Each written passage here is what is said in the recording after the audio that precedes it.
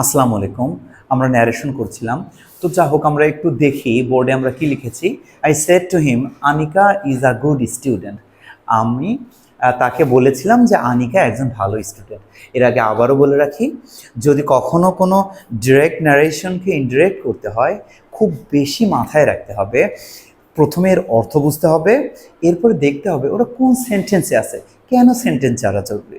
কারণ সেন্টেন্স যদি কিসে আছে আমি যদি বুঝতে না পারি, তাহলে আমি বলেছিলাম না জিজ্ঞাসা করেছিলাম এটা তোমরা আসলে বুঝতে পারবো না।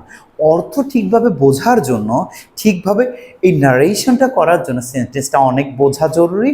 এর সাথে আমাদের জানতে হবে আসলে কোন টেন্সে আছে, দুটোই কোন টেন্সে আছে। এরপর আমাদের প্রত্যেকটা শব্দের অর্থ জানতে হবে। আর একটা বিষয় খুবই মাথায় রাখতে হবে যে ইনডাইরেক্ট নারেশন করার সময় কোনো কমা বা উইথ ইনভার্টেড কমা রাখা যাবে না, সেটাকে কানেক্ট করতে হবে।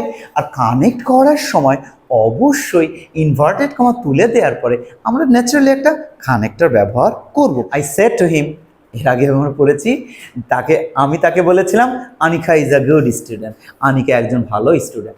এখন আমরা শুরুটাকে বলেছিলাম রিপোর্টিং ভার্ব, পরের অংশটাকে যেটা ইনভার্টেড কমার মধ্যে থাকে সেটাকে আমরা বলেছি রিপোর্টেড স্পিচ। তাহলে এটাও আমরা লিখব অর্থ ঠিক রেখে।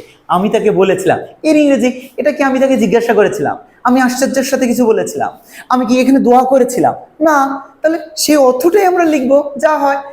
আমি তাকে বলেছিলাম ইংলিশ কি, আই সেড টু হিম। অথবা সেড টুর পরিবর্তে আমরা টোল্ড ব্যবহার করতে পারি। সেড টু থাকলে সেখানে টোল্ড ব্যবহার করতে পারি। আর মজার কথা, সেটের পরে যদি এখানে অবজেক্ট থাকে অবশ্যই সেড টু থাকবে, এর পরিবর্তে টোল্ড ব্যবহার করতে পারবো। কিন্তু টোল্ড ব্যবহার করলে এরপরে আমরা টু ব্যবহার করতে পারবো না, এটা আমাদের মাথায় রাখতে হবে। আর যদি অবজেক্ট থাকে আমরা বলেছি অবশ্যই টু ব্যবহার করতে হবে। আর যদি শুধু এখানে থাকতো I said Anika is a good student, তখন শুধু সেডের পরিবর্তে টেল বা টোল্ড ব্যবহার করা যাবে না। এখন আপনারা বলতে পারেন যে এখানে যদি সেই থাকে আই সেই টু হিম, তখন কি, তখন সেটা টেন্স অনুযায়ী তো হবে, তাই না? প্রেজেন্ট ইনডিফিনিট থাকলে তখন প্রেজেন্টের অনুযায়ী হবে আই সে হিম, তারপরে যা হয় তাই। তো যা হোক, I said to or told, এরপরে টোল্ডের পরে বলেছি টু হবে না, হিম। এরপরে আমরা এটাকে ইনভার্টেড কমা তো এখন তুলে দেব। তাহলে ইনভার্টেড কমা তুলে দিতে গেলে আমাদের কি একটা কানেক্টর লাগবে না? আমরা দুটো সেন্টেন্সকে যুক্ত করছি, আমাদের অবশ্যই একটা কানেক্টর লাগবে। এই কানেক্টর তাহলে কি হতে পারে? এটাও কানেক্টর বসাবো অর্থ অনুযায়ী। আমি তাকে বলেছিলাম যে, কি আমি তাকে বলেছিলাম ব্যবহার করতে পারি না যে, এই যে ইংরেজি কি, that. I said to him or told him that. আমরা বলেছি প্রত্যেকটা সেন্টেন্সকে অ্যাসার্টিভ সেন্টেন্সে আমাদের নিয়ে আসতে হবে, কারণ ইনডিরেক্ট করতে গেলে সবগুলো সেন্টেন্সে অ্যাসার্টিভ থাকে। আর অ্যাসার্টিভ সেন্টেন্স এটাও তাহলে আছেই, সেটা অ্যাসার্টিভে থাকবে। এবং সেটাকে অ্যাসার্টিভ সেন্টেন্সের শুরুতে কি থাকে, সাবজেক্ট। এখন কোয়েশ্চেন হচ্ছে সাবজেক্টটা কি হবে? সাবজেক্টটা হবে সেন্স অনুযায়ী। আমি তাকে বলেছিলাম আনিকা ভালো স্টুডেন্ট, কে ভালো স্টুডেন্ট? আনিকা, আনিকাই হবে। এই সাবজেক্টটা হবে সেন্স অনুযায়ী, অর্থ অনুযায়ী আনিকা। আচ্ছা, এইটা দেখি তো, আমি তাকে বলেছিলাম, কোন সেন্টেন্স? অতীতকাল। তখন এটা অতীতকাল, এটা অতীতের কথা। তখন আনিকা ভালো স্টুডেন্ট, তখন তখন এটা অতীতের কথা, তখন ছিল প্রেজেন্ট। এখন কি এটা প্রেজেন্ট হতে পারে? তখন যদি প্রেজেন্ট হয়, এটা এখন অনেক পরের কথা, তাহলে কি হবে? পাস্ট হয়ে যাবে।